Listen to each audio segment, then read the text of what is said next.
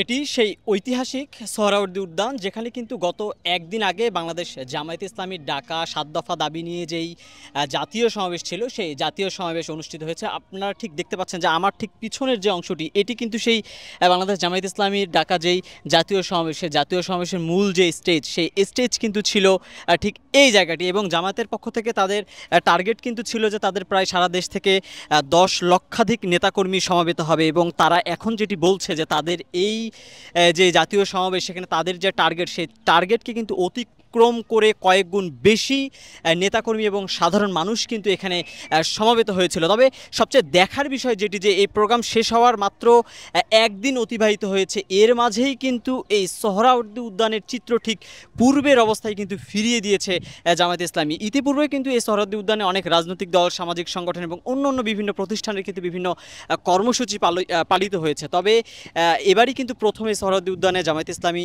তাদের এই যে জাতীয় সমাবেশ ডেকেছিল এবং এত বিপুল সংখ্যক মানুষের সমাগমে কিন্তু মুখরিত ছিল এই সোহরাওয়ার্দী উদ্যান। এবং এত মানুষের উপস্থিতিতে সোহরাওয়ার্দী উদ্যানের এই জাতীয় যে সমাবেশ, সেই সমাবেশ পরবর্তী সময়ের চিত্র কিন্তু একেবারে নোংরা এবং ময়লা আবর্জনায় ভরপুর ছিল। এবং এই প্রোগ্রাম শেষ হওয়ার পর থেকে কিন্তু জামায়াতে ইসলামী তাদের নিজস্ব স্বেচ্ছাসেবীদের দ্বারাই কিন্তু এখানে পরিষ্কার অভিযান শুরু করেছে এবং সেটি কিন্তু এখনও পর্যন্ত চলমান রয়েছে। এবং আমি যদি আপনাদেরকে একটু দেখানোর চেষ্টা করি যে মাঠের যে চারপাশ, এই মাঠের চারপাশে কিন্তু ঠিক প্রোগ্রাম শেষ হওয়ার পরে কিন্তু বিপুল সংখ্যক ময়লা আবর্জনা, পলিথিন সহ বিভিন্ন খাবারের যেই বাটি, সেগুলোতে কিন্তু ভরপুর ছিল। এবং সেই চিত্র কিন্তু এখন একেবারে পরিষ্কার, অর্থাৎ পূর্বের তুলনায় এখন কিন্তু বলা চলে যে এই মাঠ কিন্তু এখন একেবারে পরিষ্কার। ইতিপূর্বে বিভিন্ন রাজনৈতিক দলের যে কর্মসূচিগুলো ছিল, সেই কর্মসূচিতে কিন্তু এই ধরনের পরিষ্কার অভিযান আসলে কোনো রাজনৈতিক দলই পালন করেনি। তবে এবারই কিন্তু প্রথম জামায়াতে ইসলামী নতুন করে তারা চমক সৃষ্টি করেছে এই পরিষ্কার অভিযান শুরু করে। এবং আপনারা দেখতে পাচ্ছেন যে তাদের যেই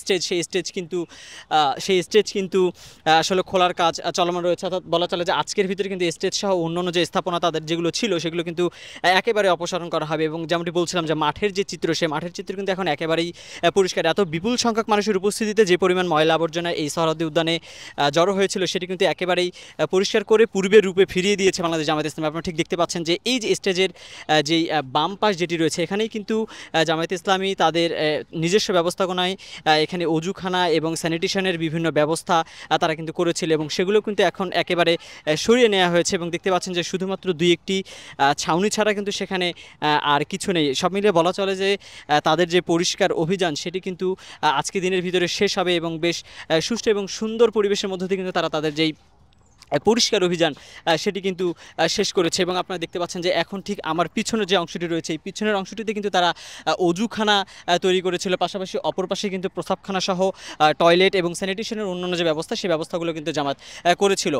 গত একদিন আগে কিন্তু এখানে তাদের যেই ঐতিহাসিক জাতীয় সমাবেশ এবং কয়েক লক্ষাধিক মানুষের যে সমাগম, সেই সমাগম পরবর্তী সময় এখন দেখতে পাচ্ছেন যে জামাত তাদের নিজস্ব ব্যবস্থাপনায় যেই পরিষ্কার অভিযান শুরু করেছে, সেই পরিষ্কার অভিযানে কিন্তু এখন একেবারে পূর্বের চেয়েও বলা চলে যে বেশ ভালো চিত্রে কিন্তু চলে এসেছে সোহরাওয়ার্দী উদ্যান। চারপাশে কিন্তু পরিবেশ এখন বেশ পরিষ্কার পরিচ্ছন্ন বলা চলে। দর্শক, যুক্ত করেছিলাম রাজধানীর সোহরাওয়ার্দী উদ্যান থেকে। সেখানে কিন্তু বাংলাদেশ জামায়াতে ইসলামীর যেই জাতীয় সমাবেশ, সেটি পরবর্তীতে যে তাদের পরিষ্কার অভিযান, সেটির সর্বশেষ দেখানোর চেষ্টা করছিলাম।